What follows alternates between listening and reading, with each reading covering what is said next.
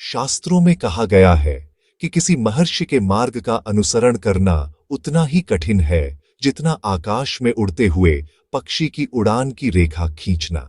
अधिकांश मनुष्यों को अपने लक्ष्य तक पहुंचने के लिए धीमी और परिश्रमी यात्रा से ही संतोष करना पड़ता है। परंतु कुछ दुर्लभ आत्माएं ऐसी भी होती हैं जो जन्म से ही सिद्ध होती हैं, जो बिना रुके सीधे सभी प्राणियों के परम धाम, उस सर्वोच्च आत्मा की ओर उड़ान भर सकती है।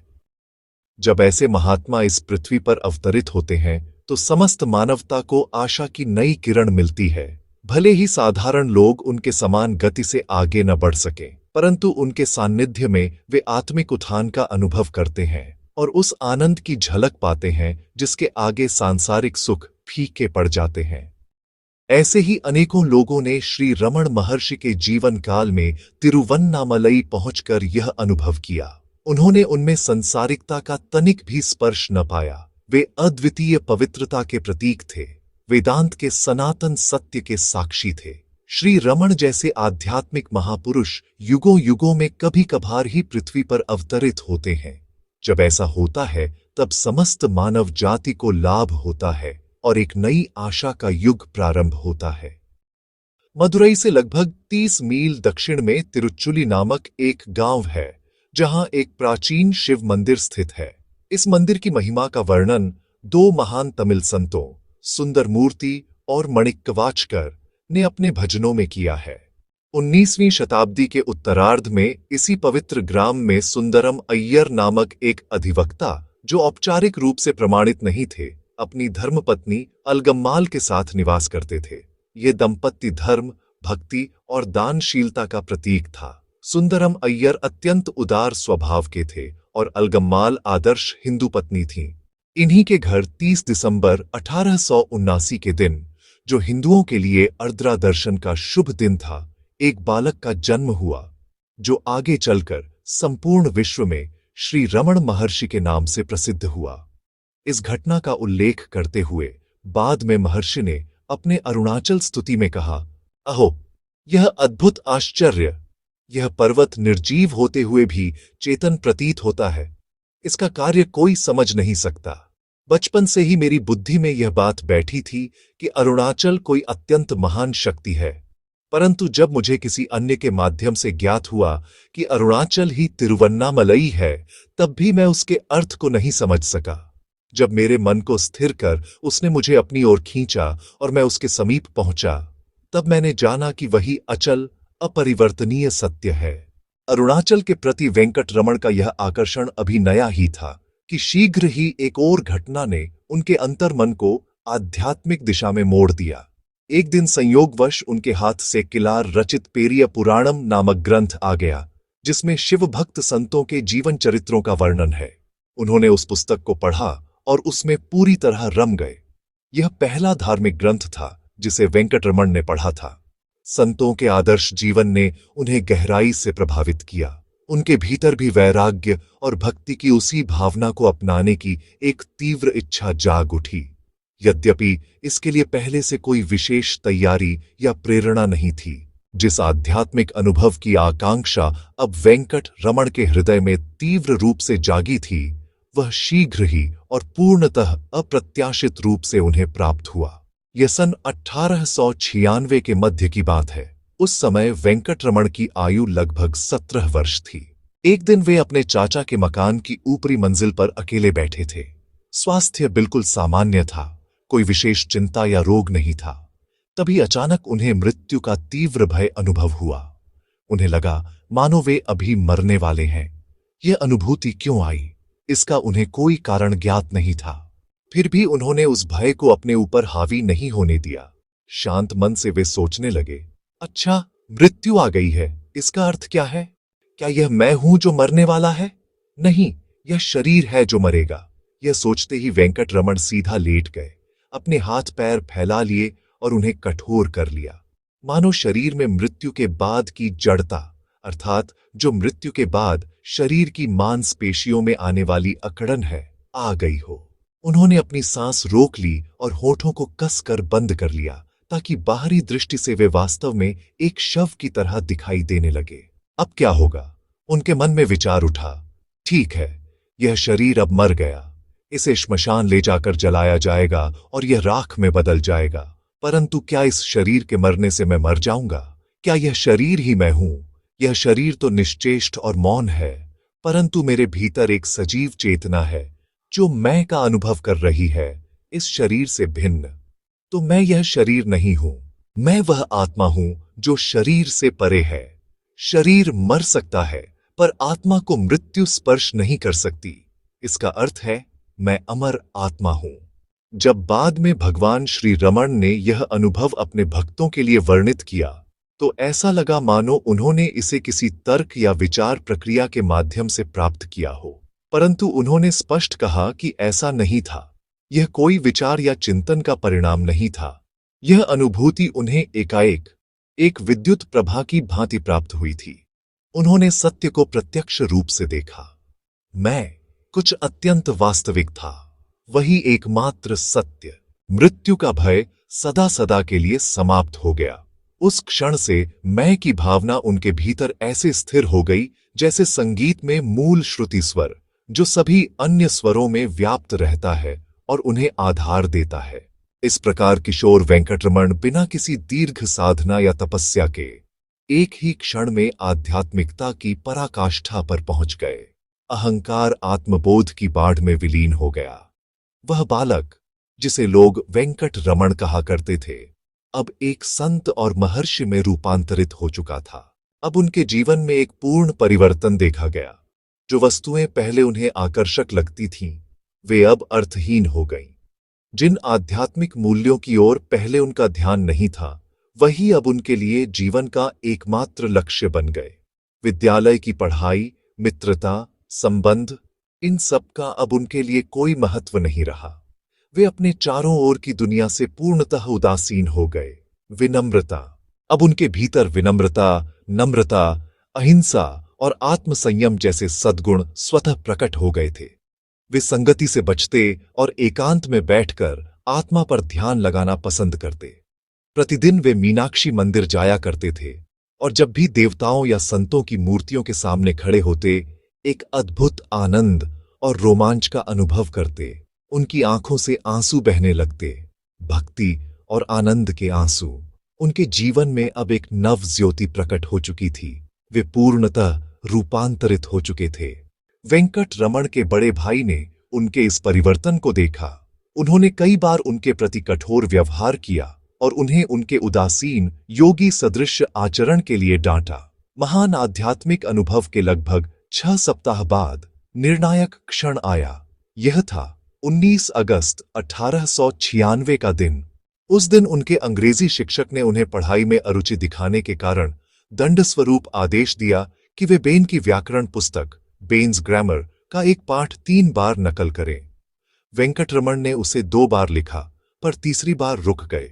उन्होंने सोचा, इस कार्य का क्या अर्थ है? यह सब निरर्थक है। उन्होंने पुस्तक और कागज एक ओर रख दिए, सीधे बैठ गए, आंखें बंद की और भीतर की ओर ध्यान मग्न हो गए। उनके बड़े भाई, जो यह सब देख रहे थे, उनके पास आए और कहा, इस तरह के व्यक्ति के लिए यह सब क्या उपयोगी है? यह उनके संसार विमुख व्यवहार और पढ़ाई की उपेक्षा पर तंज था।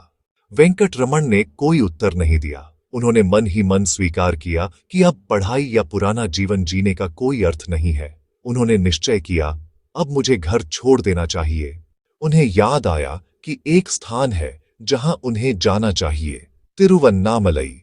परंतु यदि वे यह बात अपने परिजनों को बता देते तो वे उन्हें कभी जाने नहीं देते। अतः उन्होंने एक योजना बनाई। उन्होंने अपने भाई से कहा, मैं दोपहर की विशेष कक्षा में जाने के लिए विद्यालय जा रहा हूं। भाई ने कहा, ठीक है, नीचे के बक्से में से 5 रुपए ले लो और कॉलेज की फीस भर देना। वेंकटरमण नीचे गए। उनकी चाची ने उन्हें भोजन परोसा। चाची ने उन्हें भोजन कराया और 5 रुपए दे दिए। फिर वेंकटरमण ने घर में रखी एक पुरानी एटलस अर्थात मानचित्र पुस्तक निकाली और देखा कि तिरुवन्नामलई के सबसे नजदीकी रेलवे स्टेशन का नाम उसमें तिंदीवनम लिखा है। वास्तव में तब तक तिरुवन्नामलई तक एक नई रेल शाखा बन चुकी थी, पर वह पुरानी एटलस में अंकित नहीं थी। उन्होंने अनुमान लगाया कि 3 रुपये यात्रा के लिए पर्याप्त होंगे, इसलिए उन्होंने उतनी ही राशि अपने पास रखी और शेष 2 रुपये एक पत्र के साथ घर में ऐसी जगह रख दिए जहां उनके भाई को वह आसानी से मिल जाए। फिर वे तिरुवन्नामलई की यात्रा पर निकल पड़े। उस पत्र में उन्होंने लिखा था, मैं अपने पिता ईश्वर की आज्ञा के अनुसार उनकी खोज में निकल पड़ा हूं। यह अर्थात यह शरीर एक शुभ कार्य के लिए प्रयाण कर रहा है, इसलिए कोई शोक न करे। मेरी खोज में कोई धन व्यय न किया जाए। कॉलेज की फीस नहीं भरी गई है, यहां 2 रुपये रखे हैं। वेंकटरमण के परिवार पर एक शाप, जो वास्तव में वरदान समान था, चला आ रहा था कि हर पीढ़ी में से एक व्यक्ति सन्यासी बनेगा। कहा जाता है कि कभी एक बार एक भ्रमणशील सन्यासी ने उनके पूर्वजों के घर भिक्षा मांगी थी और उसे भिक्षा नहीं दी गई थी। तब उसने यह शाप दिया। सुंदरम अय्यर के पैतृक चाचा सन्यासी बने थे।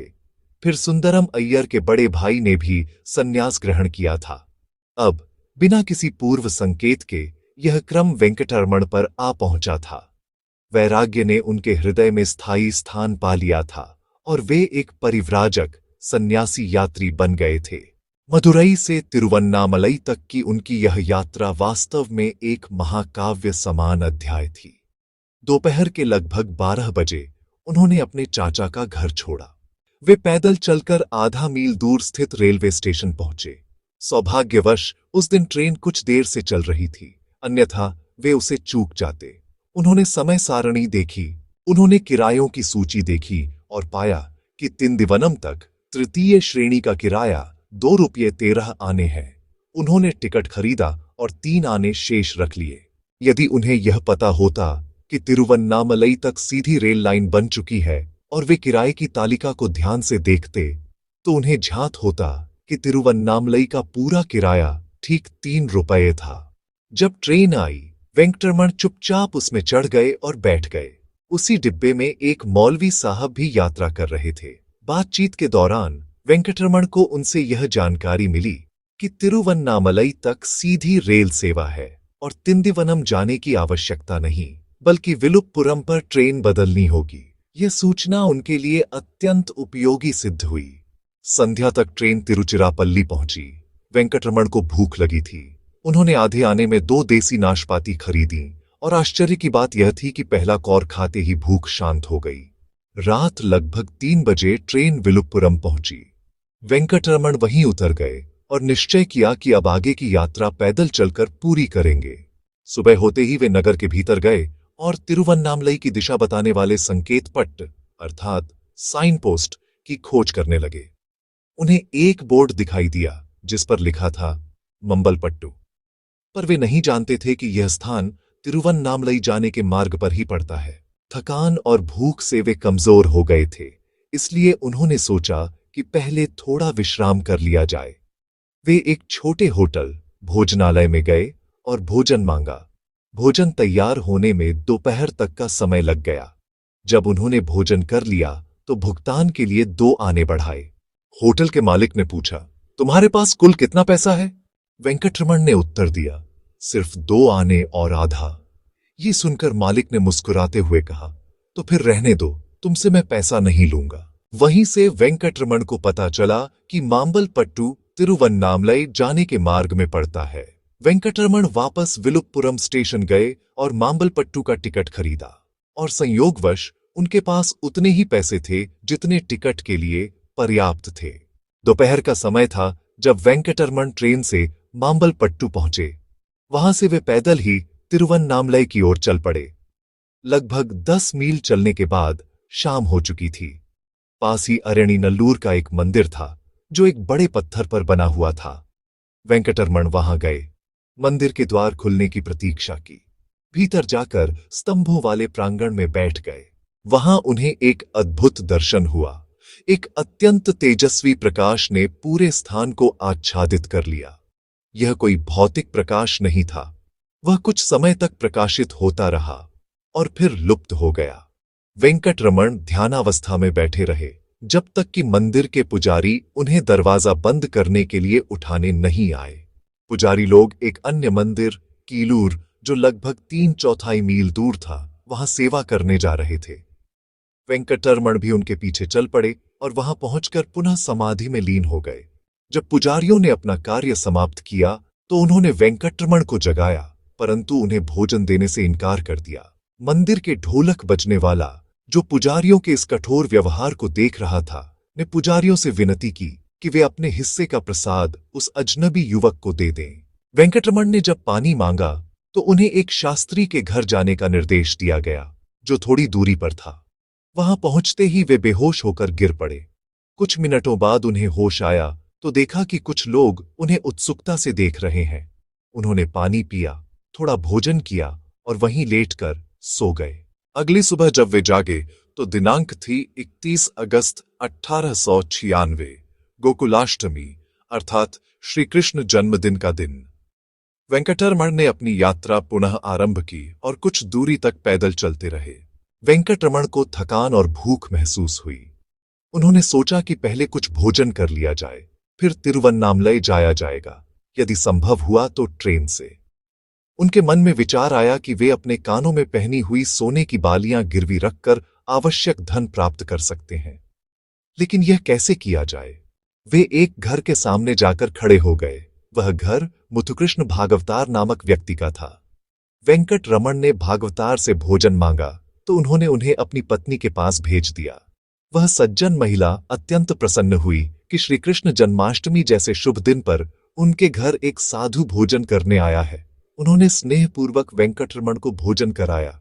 भोजन के बाद वेंकटरमण ने पुनः भागवतार से कहा कि वे अपनी बालियां गिरवी रखकर 4 रुपये लेना चाहते हैं ताकि वे अपनी यात्रा पूर्ण कर सकें। बालियों का मूल्य लगभग 20 रुपये था, पर वेंकटरमण को केवल 4 रुपये की आवश्यकता थी। भागवतार ने बालियां देखकर उन्हें 4 रुपये दिए, उनका पता नोट किया और अपना पता एक कागज पर लिखकर वेंकटरमण को दिया, यह कहते हुए कि वे जब चाहें बालियां छुड़ा सकते हैं। वेंकटरमण ने भागवतार के घर दोपहर का भोजन किया। उस धर्मपरायणा महिला ने उन्हें गोकुलाष्टमी के लिए बनाए गए कुछ मिठाइयों का पैकेट भी दिया। वेंकटरमण ने दंपत्ति को प्रणाम कर विदा ली और जाते ही भागवतार द्वारा दिया गया पता फाड़कर फेंक दिया, क्योंकि उनका बालियाएं वापस लेने का कोई इरादा नहीं था। वे रेलवे स्टेशन पहुंचे। वहां से कोई ट्रेन अगली सुबह तक नहीं थी, इसलिए उन्होंने रात वहीं बिताई। 1 सितंबर 1896 की सुबह उन्होंने तिरुवन्नामलई जाने वाली ट्रेन पकड़ी। यात्रा लंबी नहीं थी। जैसे ही वे स्टेशन पर उतरे, वे सीधे अरुणाचलेश्वर के विशाल मंदिर की ओर बढ़ चले। मंदिर के सभी द्वार खुले हुए थे, यहां तक कि गर्भगृह के भी। मंदिर में कोई व्यक्ति नहीं था, यहां तक कि पुजारी भी नहीं। वेंकटरमण गर्भगृह में प्रवेश कर गए और अपने पिता अरुणाचलेश्वर के समक्ष खड़े हो गए। उन्हें एक अद्भुत आनंद और अवर्णनीय उल्लास की अनुभूति हुई। उनकी यह महान यात्रा अब पूर्ण हो चुकी थी, मानो जीवन का जहाज अपने सुरक्षित बंदरगाह पर पहुंच गया हो। अब से हम उन्हें रावण कहेंगे, क्योंकि उनका जीवन का शेष भाग तिरुवन्नामलई में ही व्यतीत हुआ। रावण ने कभी औपचारिक रूप से संन्यास नहीं लिया था। जब वे मंदिर से बाहर निकले और नगर की गलियों से होकर जा रहे थे, तभी किसी ने पुकारकर पूछा, क्या तुम्हें अपना छोटी शिखा कटवानी है? रावण ने सरलता से हां कह दिया। उन्हें अय्यनकुलम तालाब ले जाया गया, जहां नाई ने उनका सिर पूरी तरह मुंडा दिया। फिर वे तालाब की सीढ़ियों पर खड़े होकर अपने पास की शेष धनराशि पानी में फेंक दी। इसके बाद उन्होंने भागवतार की पत्नी द्वारा दिया गया मिठाइयों का पैकेट भी त्याग दिया। अगला त्याग था उनके शरीर पर पहना हुआ जनेऊ, पवित्र सूत्र। मंदिर लौटते समय उनके मन में विचार आया, जब यह शरीर ही अब मेरा नहीं रहा तो इसे स्नान का सुख क्यों दूं? उसी क्षण आकाश में बादल छा गए और तेज वर्षा होने लगी, जिसने उन्हें भिगो दिया, मानो स्वयं भगवान ने उन्हें शुद्ध कर दिया हो। तिरुवन्नामलई में रावण का पहला निवास स्थान वही महान अरुणाचलेश्वर मंदिर था। कुछ सप्ताह तक वे मंदिर के सहस्त्र स्तंभ मंडप, 1000 खंभों वाले हाल में रहे, परंतु कुछ शरारती बच्चे उन्हें ध्यान में बैठे देख पत्थर मारने लगे। तब उन्होंने मंदिर के एकांत कोनों में शरण ली और अंततः एक भूमिगत गुफा में चले गए, जिसे पाताल लिंगम कहा जाता है। वहां वे कई दिनों तक गहन समाधि में लीन रहते, बिना हिले डुले, यहां तक कि कीटों और मच्छरों के काटने का भी उन्हें भान नहीं होता था। पर शरारती बालकों ने उनका यह गुप्त स्थान भी खोज लिया और वहां भी मिट्टी के टुकड़े फेंकने लगे। उसी समय तिरुवन्नामलई में एक वरिष्ठ संत रहते थे, जिनका नाम था स्वामी शेषाद्री। जो लोग उन्हें नहीं जानते थे वे उन्हें पागल समझते थे, लेकिन वे कभी कभी उस युवा साधु रावण की रक्षा करते और उन दुष्ट बच्चों को भगा देते। अंततः कुछ भक्तों ने रावण को उस गुफा से निकालकर पास के सुब्रह्मण्य मंदिर के समीप स्थानांतरित किया, और यह सब तब हुआ जब उन्हें इसका भान तक नहीं था। तब से किसी न किसी भक्त ने सदा उनके पास रहकर उनकी सेवा और रक्षा करनी शुरू कर दी। रावण की देखभाल के लिए हमेशा किसी न किसी भक्त की आवश्यकता रहती थी, इसलिए उनका निवास स्थान बार बार बदलना पड़ता। बाग, उपवन, मंदिर ऐसे स्थान चुने जाते जहां वे रह सकें। रावण स्वयं कभी बोलते नहीं थे, यह कोई मौन प्रतिज्ञा नहीं थी, पर उनका मन ही वार्तालाप में नहीं लगता था। कभी कभी उनके सामने वैशिष्ठम और कैवल्य नवनीतम जैसे ग्रंथ पढ़े जाते। तिरुवन्नामलई पहुंचने के लगभग 6 महीने बाद रावण ने गुरुमूर्ति नामक एक मंदिर में निवास स्थान बदला, जहां के संरक्षक तंबीरान स्वामी की विनती पर उन्हें रखा गया। जैसे जैसे दिन बीतते गए और रावण की ख्याति फैलने लगी, अधिक से अधिक तीर्थयात्री और दर्शनार्थी उनके पास आने लगे। लगभग 1 वर्ष तक गुरुमूर्ति में रहने के बाद, जिसे स्थानीय लोग ब्राह्मण स्वामी के नाम से जानते थे, रावण ने पास के एक आम के बाग में निवास स्थान बदल लिया। यहीं उनके एक चाचा नेल्लियप्पा अय्यर ने उन्हें ढूंढ निकाला। नेल्लियप्पा अय्यर मानामदुरई के दूसरे श्रेणी के अधिवक्ता थे। एक मित्र से उन्होंने सुना था कि वेंकटरमण उस समय तिरुवन्नामलई में एक सम्मानित साधु हैं। वे रावण को देखने तिरुवन्नामलई पहुंचे और उन्हें मानामदुरई ले जाने का प्रयास किया, लेकिन युवा साधु ने कोई प्रतिक्रिया नहीं दी। उन्होंने आगंतुक में किसी प्रकार की रुचि नहीं दिखाई, इसलिए नेल्लियप्पा अय्यर निराश होकर वापस मानामदुरई लौट गए। फिर उन्होंने यह खबर अलागम्माल, रावण की माता, को दी। अलागम्माल अपने बड़े पुत्र के साथ तिरुवन्नामलई गईं। उस समय रावण पावलक्कोंरू नामक स्थान पर रह रहे थे, जो अरुणाचल के पूर्वी पठारों में से एक था। अलागम्माल अपनी आंखों में आंसू लिए रावण से विनती करने लगी कि वे उनके साथ घर लौट आए, लेकिन साधु के लिए वापसी का कोई सवाल ही नहीं था। कुछ भी उन्हें हिला नहीं सका, न माता की कराहें, न उनके आंसू। उन्होंने मौन रखा और कोई उत्तर नहीं दिया। कुछ भक्त, जिन्होंने कई दिनों तक माता की चिंता और प्रयास को देखा, उन्होंने रावण से निवेदन किया कि भक्तों ने कम से कम यह जानना चाहा कि रावण के पास क्या कहना है। साधु ने एक कागज पर पूरी तरह निर्लिप्त भाव में लिखा, प्रत्येक के प्रारब्धानुसार जो इसे निर्धारित करता है वही प्रत्येक को कर्म करने के लिए बनाता है। जो नहीं होगा वह कभी नहीं होगा, चाहे कोई कितनी भी कोशिश करे, और जो होगा वह अवश्य होगा, चाहे कोई उसे रोकने की कितनी भी कोशिश करे। यह निश्चित है, इसलिए बुद्धिमानी का हिस्सा है केवल मौन रहना। निराश और भारी मन से उनकी माता मानामदुरई लौट गईं। इस घटना के कुछ समय बाद रावण अरुणाचल पर्वत पर चले गए और विरूपाक्ष नामक गुफा में रहने लगे, जो एक संत के नाम पर थी, जो पहले वहां निवास कर चुका था और वहीं समाधि ले चुका था। यहां भी भक्तों की भीड़ आने लगी। इनमें कुछ गंभीर साधक भी थे, जो आध्यात्मिक अनुभव के बारे में प्रश्न पूछने या कुछ पवित्र ग्रंथों के अर्थ जानने आते थे। रावण कभी कभी अपने उत्तर और व्याख्या लिखकर देते थे। इस समय उन्हें जो एक ग्रंथ लाया गया वह शंकराचार्य का विवेक चूड़ामणि था, जिसे बाद में उन्होंने तमिल गद्य में अनुवादित किया। कुछ साधारण और निरक्षर लोग भी उनके पास सांत्वना और आध्यात्मिक मार्गदर्शन के लिए आते थे। उनमें से एक थी एच्चम्माल, जिन्होंने अपने पति, पुत्र और पुत्री को खो दिया था और बहुत दुखी थीं। भाग्य ने उन्हें रावण के पास पहुंचाया। वे रोजाना रावण के दर्शन करती और स्वयं भोजन लाने का कार्य करती, न केवल उनके लिए बल्कि उनके साथ रहने वालों के लिए भी। सन 1903 में तिरुवन्नामलई आए एक महान संस्कृत विद्वान और ज्ञानी गणपति शास्त्री, जिन्हें उनकी तपस्या के कारण गणपति मुनि भी कहा जाता था, उन्हें काव्यकंठ, जिसके गले में काव्य का अधिकार है, की उपाधि प्राप्त थी और उनके शिष्यों द्वारा उन्हें नायना, पिता, कहकर संबोधित किया जाता था। वे दिव्य शक्ति की माता रूप में पूजा के विशेषज्ञ थे। गणपति मुनि ने रावण से विरूपाक्ष गुफा में कई बार मुलाकात की। 1907 में उन्हें अपने आध्यात्मिक अभ्यासों को लेकर संदेह हुआ। वे पर्वत पर गए, गुफा में अकेले बैठे रावण को देखकर बोले, मैंने वह सब कुछ पढ़ लिया जो पढ़ना था। वेदांत शास्त्र भी पूरी तरह समझ लिया। मैंने जप किया जितना मन चाहता था, फिर भी अब तक मुझे तप का अर्थ समझ में नहीं आया। इसलिए मैं आपके चरणों में शरण आया हूं। कृपया मुझे तप का स्वरूप समझाइए। रावण ने उत्तर दिया, यदि कोई यह देखे कि मैं की भावना कहां से उत्पन्न होती है और मन वहीं लीन हो जाए, यही तप है। यदि कोई मंत्र का जप कर रहा है और देखे कि वह मंत्र स्वर कहां से उत्पन्न हो रहा है और मन वहां लीन हो जाए, यही तप है। गणपति मुनि के लिए यह प्रकाशमान रहस्य के समान था। उन्होंने साधु की कृपा को अपने ऊपर महसूस किया। इसी समय उन्होंने रावण को महर्षि और भगवान घोषित किया। उन्होंने रावण की स्तुति में संस्कृत में भजनों की रचना की और रावण गीता लिखी, जिसमें रावण की शिक्षाओं का वर्णन था। रावण की माता अलागम्माल जब मानामदुरई लौट आईं तो उन्होंने अपने बड़े पुत्र को खो दिया। 2 वर्ष बाद उनके छोटे पुत्र नागसुंदरम तिरुवन्नामलई का संक्षिप्त दौरा करने आया।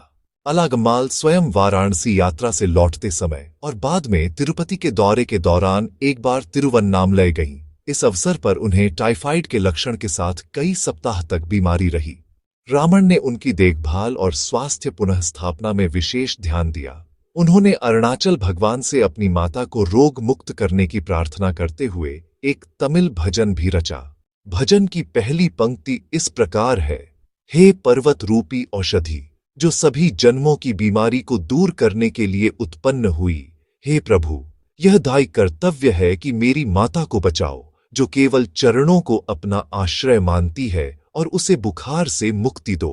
रावण ने यह भी प्रार्थना की कि उनकी माता को दिव्य दर्शन की प्राप्ति और सांसारिक बंधनों से विमुक्ति प्राप्त हो। ऐसी प्रार्थना की गई थी। कहा ही क्या, दोनों प्रार्थनाएं पूरी हुईं। अलागम्माल स्वस्थ हो गईं और मानामदुरई लौट गईं। लेकिन ज्यादा समय नहीं बीता कि वह फिर तिरुवन्नामलई लौट आईं और थोड़े ही समय बाद उनके छोटे पुत्र नागसुंदरम भी आए, जिन्होंने इस बीच अपनी पत्नी खो दी थी और उनके पास एक पुत्र था। सन 1916 की शुरुआत में माता आईं, यह ठानकर कि वे शेष जीवन रावण के साथ व्यतीत करेंगी।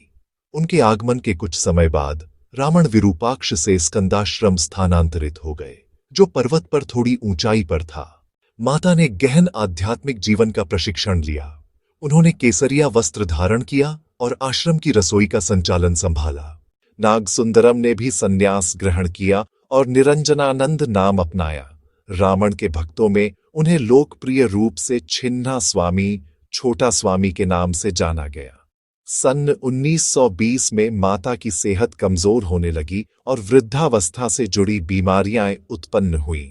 रावण ने उन्हें स्नेह और देखभाल से संभाला और कई नींद रहित रातें उनके साथ बैठकर व्यतीत कीं। अंतिम समय आया 19 मई 1922 को, जो वैशाख माह की बहुला नवमी थी।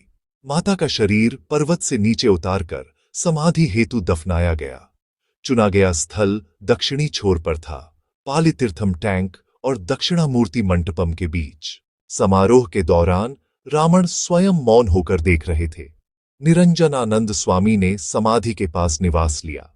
रावण, जो स्कंदाश्रम में रहते थे, रोजाना समाधि स्थल का दर्शन करते। लगभग 6 माह बाद उन्होंने वहां स्थायी रूप से रहने का निर्णय लिया। जैसा उन्होंने बाद में कहा, यह स्वेच्छा से नहीं बल्कि दिव्य इच्छा के अनुसार था। इस प्रकार रावणाश्रम की स्थापना हुई। समाधि पर एक मंदिर बनाया गया और इसे 1939 में प्रतिष्ठित किया गया। जैसे जैसे वर्ष बीते, आश्रम का विकास हुआ और लोग केवल भारत से ही नहीं बल्कि विश्व के सभी महाद्वीपों से साधक और भक्त रावण को देखने और उनके मार्गदर्शन में लाभ लेने आने लगे। रावण के पहले पश्चिमी भक्त थे एफएनएच हनफ्रीज। वे 1911 में पुलिस सेवा के पद के लिए वेल्लोर आए। गुप्त विद्या, आध्यात्मिक और रहस्यमय साधना में रुचि रखने वाले हम्फ्रीज महात्मा की खोज में थे। उनके तेलुगु शिक्षक ने उन्हें गणपति शास्त्री से मिलवाया। शास्त्री उन्हें रावण के पास ले गए। अंग्रेज हम्फ्रीज रावण से अत्यंत प्रभावित हुए। उन्होंने अपने पहले दर्शन के अनुभव को इंटरनेशनल साइक गैजेट में लिखा। गुफा पहुंचकर हमने उनके चरणों में बैठकर कुछ नहीं कहा। हम लंबे समय तक ऐसे ही बैठे रहे और मुझे ऐसा लगा जैसे मैं स्वयं से ऊपर उठ गया हूं। आधे घंटे तक मैंने महर्षि की आंखों में देखा, जिनमें गहन ध्यान की अभिव्यक्ति कभी नहीं बदली।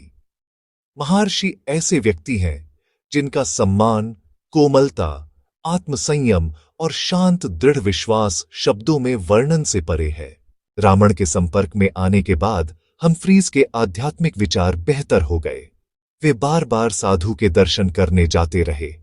उन्होंने अपने इंग्लैंड में मित्र को लिखे पत्रों में अपने अनुभव दर्ज किए, जो उपरोक्त गैजेट में प्रकाशित हुए।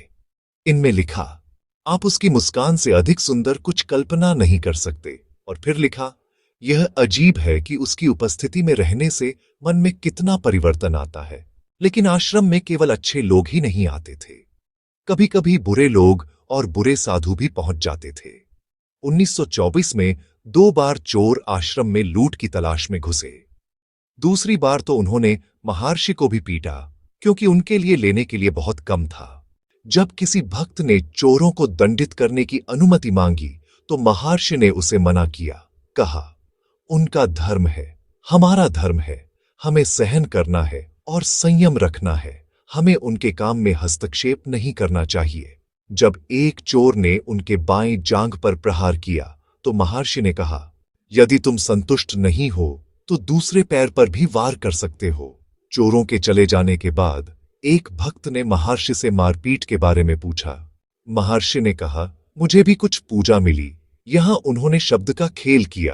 पूजा का अर्थ तो आराधना होता है, लेकिन इसे प्रहार या मार के अर्थ में भी इस्तेमाल किया जाता है। महर्षि और उनके आसपास का माहौल इतना शांतिपूर्ण और अहिंसक था कि यहां तक कि जानवर और पक्षी भी उनसे मित्रता कर लेते थे। वे सभी को वही आदर और संवेदना देते थे जैसा वे भक्तों और मानवों को देते थे। जब वे किसी का उल्लेख करते तो यह या इसे नहीं, बल्कि वह या वह कहते थे।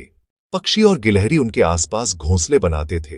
गाय, कुत्ते और बंदर आश्रम में आश्रय पाते थे। सभी जानवर बुद्धिमानी से व्यवहार करते थे, विशेषकर गाय लक्ष्मी।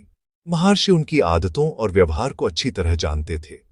वे यह सुनिश्चित करते कि उन्हें ठीक से और पर्याप्त भोजन मिले, और जब कोई मर जाता तो उसका शरीर सम्मानपूर्वक दफनाया जाता। आश्रम का जीवन शांतिपूर्ण और सुव्यवस्थित ढंग से चलता रहा। समय के साथ और अधिक लोग आने लगे, कुछ थोड़े समय के लिए और कुछ लंबे समय के लिए। आश्रम का विस्तार हुआ और नई सुविधाएं और विभाग जोड़े गए। पशुओं के लिए आवास, वेद अध्ययन का स्कूल, प्रकाशन विभाग और मां का मंदिर जहां नियमित पूजा होती। रावण अधिकांश समय हॉल में बैठते थे, जो इसी उद्देश्य के लिए बनाया गया था, और आसपास हो रहे सभी कार्यों के साक्षी बने रहते थे। यह नहीं कि वे निष्क्रिय थे। वे पत्तल सिलते, सब्जियां काटते, प्रेस से प्राप्त प्रूफ पढ़ते, समाचार पत्र और पुस्तकें देखते और प्राप्त पत्रों के उत्तर सुझाते थे। फिर भी यह स्पष्ट था कि वे सभी चीजों से अलग थे। उनके लिए कई बार यात्राओं के निमंत्रण आए, लेकिन उन्होंने कभी तिरुवन्नामलई छोड़कर बाहर नहीं गए, और बाद के वर्षों में तो आश्रम से भी बाहर नहीं निकले। अधिकांश समय रोजाना लोग उनके सामने बैठते। वे अधिकतर मौन रहते, कभी कभी कुछ प्रश्न पूछते और कभी महर्षि उन्हें उत्तर देते। उनके सामने बैठना स्वयं में एक महान अनुभव था, और उनकी दीप्तिमान आंखों को देखने का अनुभव। बहुतों ने ऐसा अनुभव किया कि जैसे समय ठहर गया हो और एक अवर्णनीय शांति और स्थिरता उनके भीतर उतर आई। रावण के तिरुवन्नामलई में स्थायी रूप से रहने की स्वर्ण जयंती 1946 में मनाई गई। 1947 में उनकी स्वास्थ्य स्थिति कमजोर होने लगी। वे अभी 70 वर्ष के भी नहीं थे, फिर भी उनका रूप बहुत बुजुर्ग लग रहा था। 1948 के अंत में उनके बाएं हाथ के कोहनी के नीचे एक छोटा गांठ उभरा। जैसे जैसे यह बड़ा हुआ, आश्रम डिस्पेंसरी के डॉक्टर ने इसे काट दिया, लेकिन 1 महीने में यह फिर उभर आया। मद्रास के सर्जनों को बुलाया गया और उन्होंने ऑपरेशन किया। घाव ठीक नहीं हुआ और ट्यूमर फिर उभरा। आगे की जांच में यह सार्कोमा के मामले के रूप में पाया गया। डॉक्टरों ने प्रभावित हिस्से से ऊपर हाथ को काटने की सलाह दी। रामन ने मुस्कुराते हुए कहा, चिंता करने की आवश्यकता नहीं। शरीर स्वयं ही एक रोग है। इसे अपना प्राकृतिक अंत होने दें। इसे काटने की क्या आवश्यकता, केवल साधारण पट्टी पर्याप्त होगी। 2 और ऑपरेशन करने पड़े, लेकिन ट्यूमर फिर उभर आया। आयुर्वेदिक और होम्योपैथिक उपचार भी अपनाए गए, लेकिन रोग कंट्रोल में नहीं आया। महर्षि पूर्णतया लापरवाह थे और दुख दर्द के प्रति अतीव उदासीन। वे बैठकर रोग को शरीर पर प्रभाव डालते देख रहे थे, लेकिन उनकी आंखें पहले जैसी चमक लिए थीं और उनकी कृपा सभी प्राणियों की ओर प्रवाहित हो रही थी। भीड़ बड़ी संख्या में आने लगी। रामन ने दर्शन देने की अनुमति देने पर जोर दिया। भक्त चाहते थे कि महर्षि असाधारण शक्तियों के प्रयोग से अपने शरीर को ठीक करें। कुछ ने यह कल्पना की कि उन्होंने रावण की शक्तियों का लाभ उठाया। रावण उन लोगों के प्रति दयालु थे जो दुख के कारण चिंता करते थे और उन्हें संतोष देने के लिए याद दिलाते थे कि भगवान शरीर नहीं है। वे इस शरीर को भगवान समझ लेते हैं और उसे दुख का कारण मानते हैं। क्या यह अज्ञानता नहीं है? अरे दुख की बात है। लोग विरक्त हो जाते हैं, सोचते हैं कि भगवान उन्हें छोड़कर चले जाएंगे। कहां और कैसे जा सकते हैं? अंत आया 14 अप्रैल 1950 को। उस शाम महर्षि ने भक्तों को दर्शन दिया। आश्रम में मौजूद सभी को अंत के निकट होने का ज्ञान था। वे अरुणाचल शिव के स्तोत्र का गान कर रहे थे। महर्षि ने अपने सहायकों से कहा कि उन्हें बैठा दिया जाए। उन्होंने अपनी दीप्तिमान और कृपालु आंखें कुछ समय के लिए खोली। एक मुस्कान आई। आनंद का एक आंसू उनकी आंखों के बाहरी कोने से बह निकला और 8:43 पर श्वास रुक गई। वहां कोई संघर्ष, ऐंठन या मृत्यु के अन्य लक्षण नहीं थे। उसी क्षण एक धूमकेतु आकाश में धीरे धीरे चला।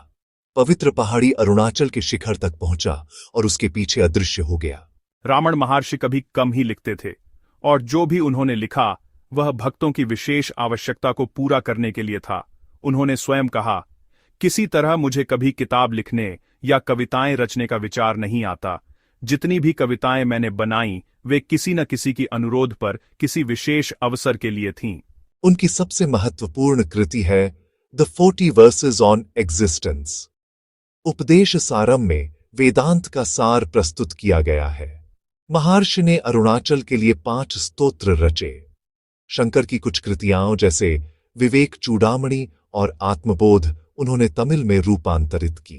उनकी अधिकांश रचनाएं तमिल में हैं, लेकिन उन्होंने संस्कृत, तेलुगु और मलयालम में भी लिखा। श्री रावण का दर्शन, जो अद्वैत वेदांत के समान है, का उद्देश्य आत्म साक्षात्कार है। इस दर्शन में मुख्य मार्ग है स्वयं की सत्य प्रकृति का अनुसंधान, अर्थात मैं की धारणा का विश्लेषण। सामान्यतः मैं का क्षेत्र विविध कारकों से भरा होता है, लेकिन ये कारक वास्तव में मैं नहीं है। उदाहरण के लिए हम बोलते हैं, हम शारीरिक शरीर को मैं कहकर संदर्भित करते हैं। जैसे हम कहते हैं, मैं मोटा हूं, मैं दुबला हूं आदि।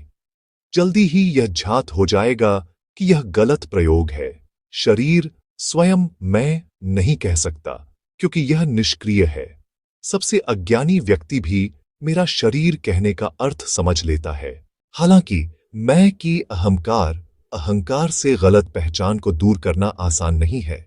ऐसा इसलिए कि अन्वेषक मन स्वयं अहंकार है और इस गलत पहचान को हटाने के लिए इसे स्वयं पर मृत्यु का निर्णय देना पड़ता है। यह कोई साधारण कार्य नहीं है। बुद्धि के अग्नि में अहंकार की बलि सर्वोच्च प्रकार का यज्ञ है। हमने कहा कि अहंकार से आत्मा की भेदभाव करना कठिन है, पर असंभव नहीं।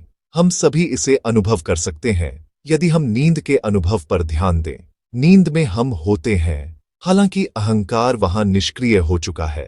वहां अहंकार कार्य नहीं करता, फिर भी वहां मैं होता है, जो अहंकार और वस्तुओं की अनुपस्थिति का साक्षी है। यदि मैं न होता तो हम नींद से जागकर यह नहीं कह पाते, मैं सुखपूर्वक सोया, मुझे कुछ पता नहीं चला। इस प्रकार हमारे पास 2 मैं हैं छद्म मैं जो अहंकार है, सत्य मैं जो आत्मा है। अहंकार के साथ मैं की पहचान इतनी प्रबल है कि हम अहंकार को उसके मुखौटे के बिना शायद ही देख पाते हैं। इसके अलावा हमारी सभी सापेक्ष अनुभव अहंकार के केंद्र पर आधारित होते हैं। नींद से जागने पर जब अहंकार उठता है, पूरी दुनिया उसके साथ उठती है। इसीलिए अहंकार इतना महत्वपूर्ण और अजेय दिखाई देता है। लेकिन यह वास्तव में पत्तों का किला है। जब अन्वेषण प्रक्रिया शुरू होती है तो यह टूटकर घुल जाएगा। इस अन्वेषण के लिए तीक्ष्ण बुद्धि आवश्यक है, जो भौतिक रहस्यों को सुलझाने वाली बुद्धि से भी अधिक तीक्ष्ण हो। एकाग्र बुद्धि के साथ ही सत्य दृष्टि होती है। दृश्यते तु अग्र्यया बुद्ध्या।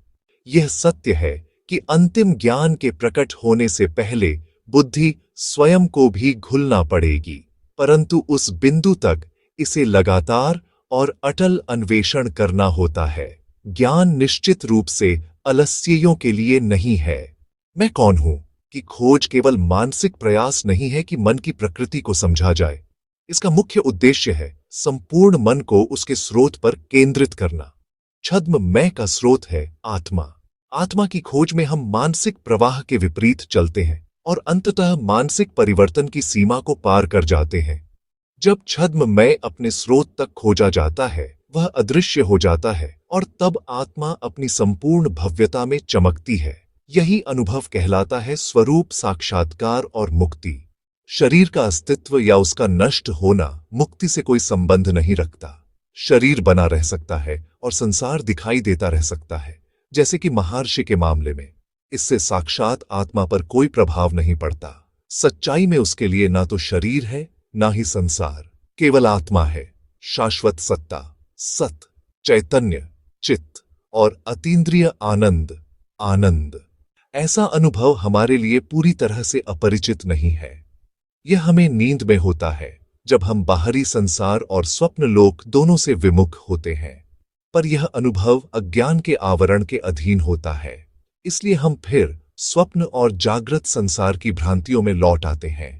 द्वैत से अपरिवर्तन योग्य विमुक्ति तभी संभव है जब अज्ञान का नाश हो चुका हो। इसे संभव बनाना ही वेदांत का लक्ष्य है।